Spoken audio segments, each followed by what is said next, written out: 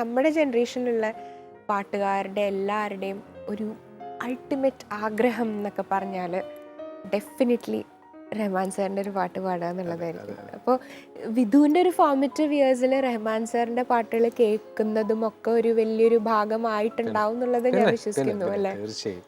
നമ്മളിങ്ങനെ religiously follow ചെയ്തിരുന്ന അല്ലേ ഒരു ഇപ്പോഴും കേട്ടോ, ഇപ്പോഴും അത് അങ്ങനെ തന്നെയാണ്.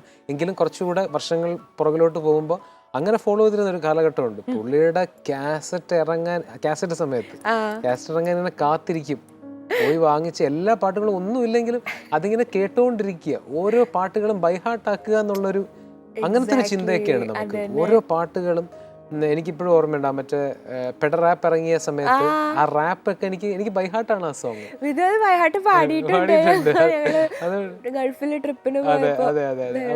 എനിക്കതൊക്കെ കംപ്ലീറ്റ് എനിക്ക് അറിയാം. ഒരു ഫ്രഷ് ഒരു എയർ കൊണ്ടുവന്ന ഒരാളാണ് അല്ലേ? അത് ശരിക്കും സമ്മതിക്കണം. ഒരു വേറെ റെവല്യൂഷൻ ഉണ്ടായിക്കണം ശരിക്കും. റഹ്മാനിയ ഉണ്ടാക്കിയ ഒരാളാണ് ഡെഫിനറ്റ്ലി. അപ്പൊ റഹ്മാൻ സാറിന്റെ ഡൈ ഹാർഡ് ഫാൻസ് എന്നുള്ള രീതിയിൽ നമുക്കൊരു റഹ്മാൻ സാറിന്റെ പാട്ടാണ് പ്ലീസ്.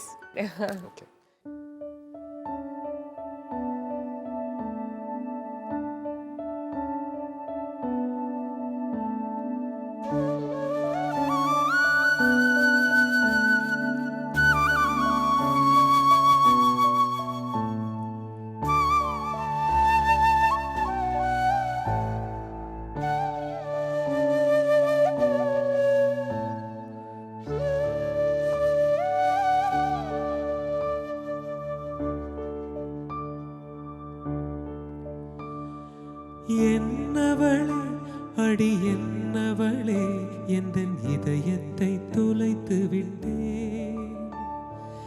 எந்த இடம் அது தொலைந்த இடம், அந்த இடத்தையும் மறந்து விட்டேன்.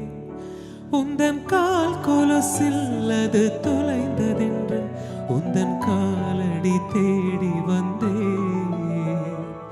காதல் என்றால் பெரும் அவஸ்தை என்று உன்னை கண்டதும் கண்டு கொண்டே.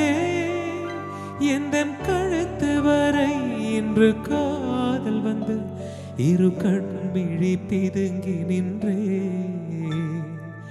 என்னவளே அடி என்னவளே எந்தன் இதயத்தை தொலைத்து விட்டே.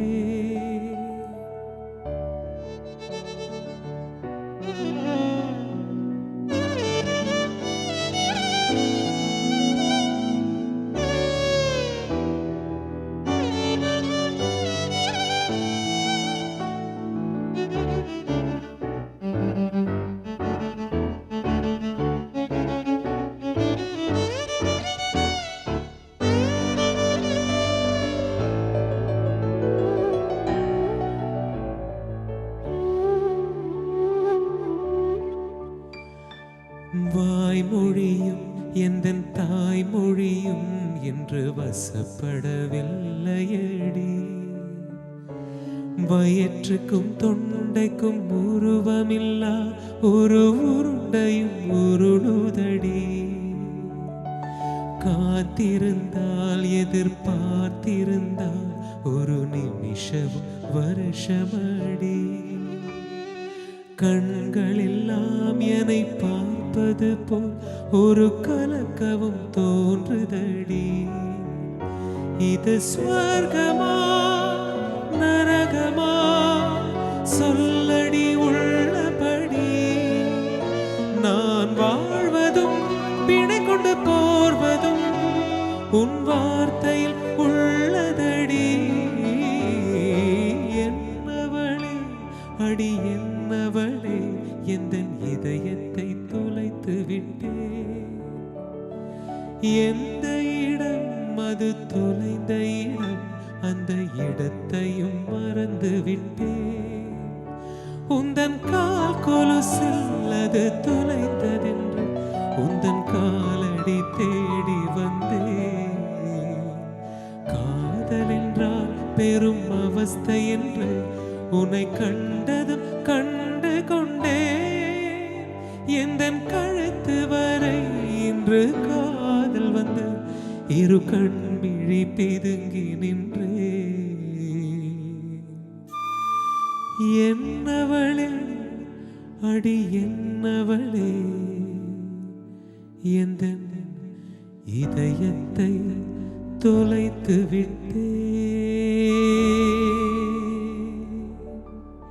നല്ല രസം ഇങ്ങനെ ഇരുന്ന് കേൾക്കാൻ. നിർത്തല്ലേ നിർത്തല്ലേ എന്ന് വിചാരിക്കായിരുന്നു മനസ്സിൽ. ഇതേപോലെ തന്നെ ഒരു ഭയങ്കര ഒരു മ്യൂസിക്കൽ ജീനിയസ് ആണ് വിദ്യാസാഗർ സാർ. അയ്യോ, എനിക്ക് വിദ്യാജിയുടെ ഭയങ്കര ഇഷ്ടമുള്ള ഒരു മ്യൂസിക് ഡയറക്ടറാണ്. വിദ്യാജിയുടെ കുറെ പാട്ടുകൾ പാടാനുള്ള ഭാഗ്യം അത് വിധുവിനുണ്ടായിരുന്നു. അത് ശരി തന്നെയാണ്. അത് ഭയങ്കര എനിക്ക് ഭയങ്കര ഈ പറഞ്ഞ ദേവരാജ മാസ്റ്ററിൻ്റെ അങ്ങനെയൊക്കെ മോഹൻ സാറിൻ്റെ ഒക്കെ പറഞ്ഞതുപോലെ തന്നെ എനിക്ക് ഒരുപാട് ഭാഗ്യം കിട്ടിയിട്ടുള്ള ഒരു ഇതാണ്. ഒരുപാട് നല്ല നല്ല പാട്ടുകൾ ഉണ്ടാക്കി എനിക്ക് ശരിക്കും പറഞ്ഞാൽ അദ്ദേഹത്തിനെ കാണാൻ പറ്റിയെന്ന് പറയുന്നത് ശരിക്കും ഒരു ഡെസ്റ്റിനി എന്ത് പറയണമെന്ന് അറിഞ്ഞുകൂടാ അതിന്. കാരണം എന്ന് വെച്ചാൽ ചാൻസ് ഇങ്ങനെ തിരക്കി ചെന്നൈയിലോട്ട് നടക്കുന്ന സമയത്ത് ഞാനിങ്ങനെ ഡെയിലി പുള്ളിയുടെ സ്റ്റുഡിയോയിൽ പോകും കേട്ടോ. ആ പുള്ളിയുടെ സ്റ്റുഡിയോ പറഞ്ഞാൽ രാവിലെ ഒരു 7:30-8 മണിക്കൊക്കെ ഒരു ചായയും കുടിച്ച് പുള്ളിയുടെ സ്റ്റുഡിയോയിൽ എത്തിക്കഴിഞ്ഞാൽ നമുക്ക് പറയാൻ പറ്റില്ല സാർ എപ്പോൾ വരുന്നു. ഒന്ന് കാണുക, ഒന്നുമില്ല, ജസ്റ്റ് ഒന്ന് കാണുക, CD ഒന്ന് കൊടുക്കുക അല്ലെങ്കിൽ കാസറ്റ് ഒന്ന് കൊടുക്കുക, ഇത്രയും നമുക്ക് ആഗ്രഹമുള്ളൂ. അപ്പോൾ അവിടെ ഒരു ചെറിയൊരു കസേര വെളിയിലിട്ടിട്ടുണ്ട് സ്റ്റുഡിയോയുടെ പുറത്ത്. അവിടെ ഞാൻ ഇങ്ങനെ ഒരു ബാഗ് പോയിട്ട് ഇങ്ങനെ ഇരിക്കും. ഒരു 9:30-10 മണിയൊക്കെ ആകുമ്പോഴാണ് പുള്ളി വരുന്നത്. നേരെ കാറ് നിർത്തും, സാറ് ഒന്നും നോക്കൂല, സാർ നേരെ അങ്ങ് കയറി പോകും.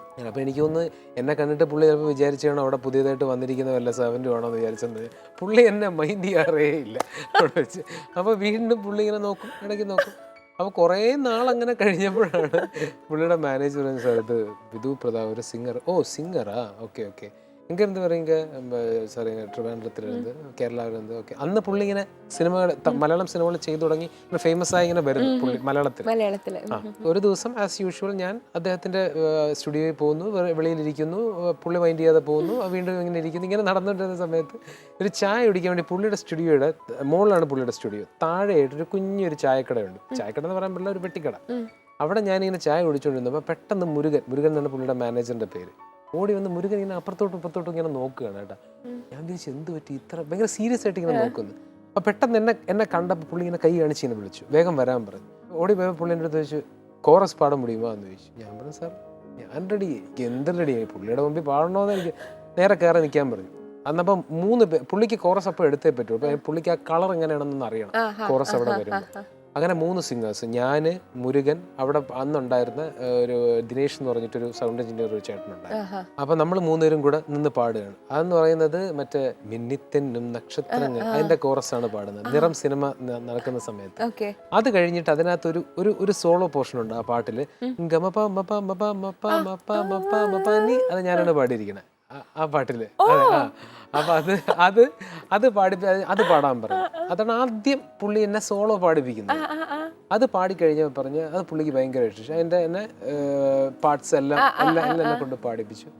എല്ലാം കഴിഞ്ഞിട്ട് പറഞ്ഞ് വെളിയിലിറങ്ങി. ഞാനിങ്ങനെ അത് പാടിക്കഴിഞ്ഞ് വെളിയിലോട്ട് ഇറങ്ങിയപ്പോൾ എൻ്റെ അടുത്ത് ചോദിച്ചു ഒരു ട്രാക്ക് ഇருக்கு പാട മുടിയുമോ എന്ന് ചോദിച്ചു. ഞാൻ പറഞ്ഞു സാർ ഓക്കെ സാർ എന്ന് പറഞ്ഞു.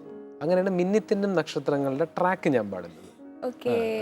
മിന്നിത്തെന്നും നക്ഷത്രങ്ങൾ മിന്നിച്ചെന്നും അതാ സാറാണ് പാടിയിരുന്നത്. അത് പാടിക്കഴിഞ്ഞ് ഇറങ്ങിയപ്പോൾ സാറിന് ഭയങ്കരമായിട്ട് ഇഷ്ടപ്പെട്ടിട്ട് സാർ അവിടെ വെച്ച് കമൽ സാറിനെ വിളിച്ച് ചോദിച്ചു, ഇങ്ങനെ കുഞ്ചാക്കോ ബോബൻ താനേ ഹീറോ, അപ്പോൾ ഒരു പുതു വോയിസ് ഇപ്പോൾ ഇருக்கு ട്രൈ പണലാമാന്ന് ചോദിച്ചപ്പോൾ കമൽ സാർ അവിടെ നോക്കിയേ പറഞ്ഞു. അങ്ങനെയാണ് ശുക്രിയ പാടുന്നത്. ഓ മൈ ഗോഡ്, ഈ കഥ എനിക്ക് പുതിയ അറിവാണ് കേട്ടോ. ശുക്രിയ പാടുന്നത് അങ്ങനെയാണ്. അന്ന് തൊട്ട് പിന്നെ അടുത്ത കാലം വരെ പാടാൻ പറ്റി. നിറം പോലെ തന്നെ കമൽ സാറിന്റെ മറ്റൊരു ഫിലിമിന് പുള്ളി ചെയ്തത് ഗ്രാമഫോൺ.